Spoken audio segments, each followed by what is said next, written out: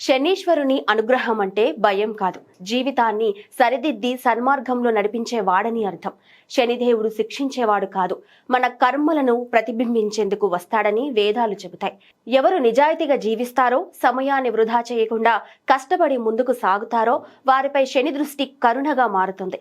జీవితంలో ఎదురయ్యే ఆలస్యాలు, అడ్డంకులు అనేవి శాపాలు కాదు, మనకు సహనం, ధైర్యం నేర్పే పరీక్షలు. ఒకసారి ఓ రైతు ఎప్పుడు కష్టపడినా ఫలితం ఆలస్యంగా వచ్చేది, కానీ అతను నమ్మకం కోల్పోలేదు. చివరికి అతని కష్టం వృధా కాలేదు, అతను గ్రామంలో ఆదర్శంగా నిలిచాడు.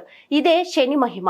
మనం అబద్ధం మాట్లాడకుండా, ఇతరులకు హాని చేయకుండా, అవసరంలో ఉన్న వారికి సహాయం చేస్తే శని అనుగ్రహం మరింత పెరుగుతుంది. కష్టకాలంలో మనసు స్థిరంగా ఉంచగలిగితే చాలు. రోజు భక్తితో ప్రార్థన చేస్తూ వినయం పాటిస్తే జీవితం నెమ్మదిగా, స్థిరంగా ఎదుగుతుంది.